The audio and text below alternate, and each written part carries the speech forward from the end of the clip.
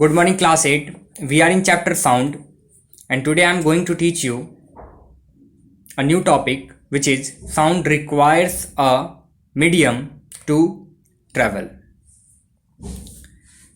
We have read that for sound to travel to our ears from a vibrating object. Till now, we know how object first start their oscillation, start vibrating, then after that vibration come to first pinna, which receive, this is pinna, which receive the vibration and transfer to air tube. Then after that vibration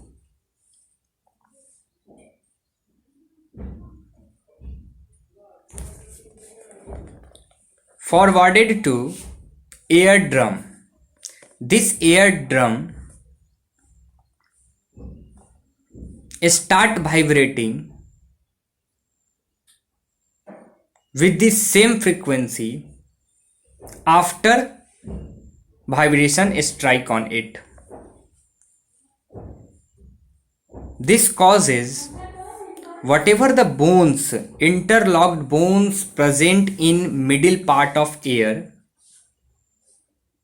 that transmit all these vibration to the inner ear.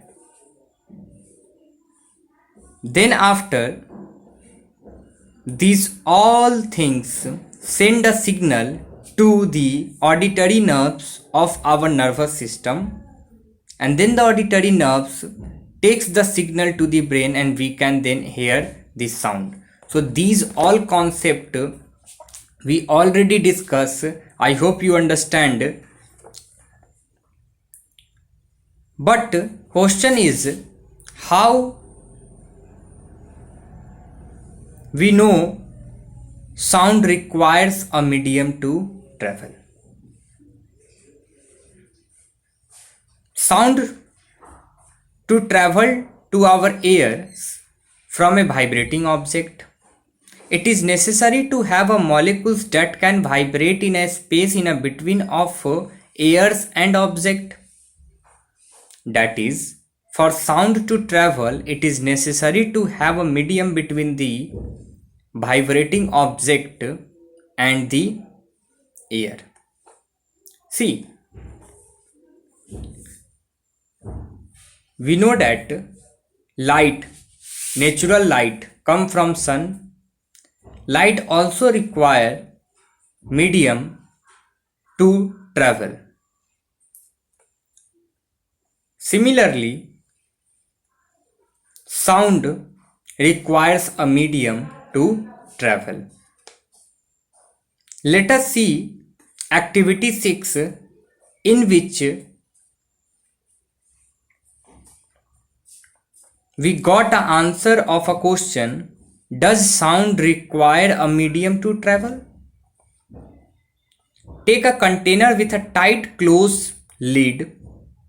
Make a hole at the bottom of container. Connect a vacuum pump to this hole with a rubber tube. The vacuum pump is used to extract air from the container. See, two containers are there. First one where ring heard and second one where ring is not heard. Okay, see. Okay, put a cell phone inside the container. You have to just take a container. Okay, make a hole at the bottom of container. Connect a vacuum pump to this hole with a rubber tube. Okay, now put a cell phone into it or inside the container and close it with the lid.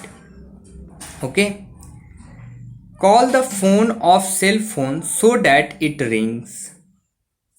You can hear the sound clearly. Now start the vacuum pump and extract the air from the container. Call the number of cell phone again. Can you hear the sound?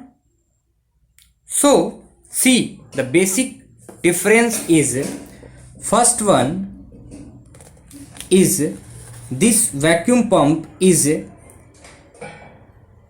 closed by this vacuum pump closed by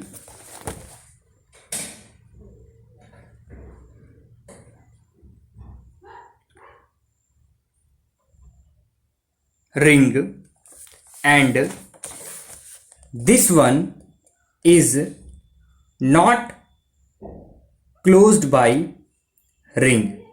Hence, in this container, by this vacuum tube, we are able to hear the ringing sound of mobile, but when you close the path, then you won't be able to hear the sound. Okay, you will notice that as the air gets sucked out from the container by the vacuum pump, the sound reaches you become more and more faint. Ultimately, you may not be able to hear sound at all. For example, we know that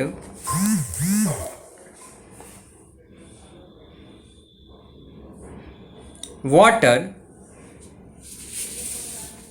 come in our kitchen through a pipe. If you close the pipe with a ring, then you won't be able to access water. Similarly, here sound is not heard because this ring close the path where this sound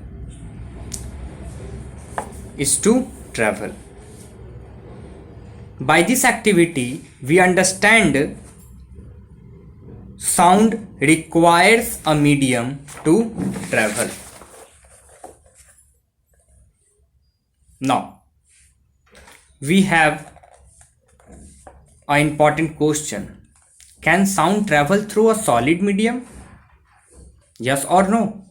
See activity 7. Okay.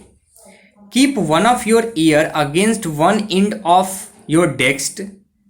Close the other ear firmly with the palm of your hand. Tell a friend to tap the desk at the outer end with his hand.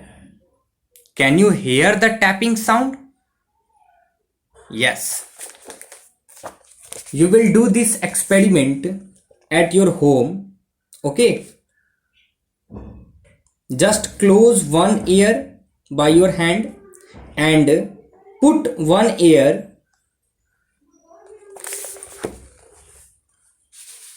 against your desk and say to your friend, tap the desk, and then you realize the sound of tapping. You will be able to hear the sound loud and clear, like tabla. The sound was traveled to your ear through the desk. This so that sound can travel through solid also. Okay, I repeat, sound can travel through solid also. Okay.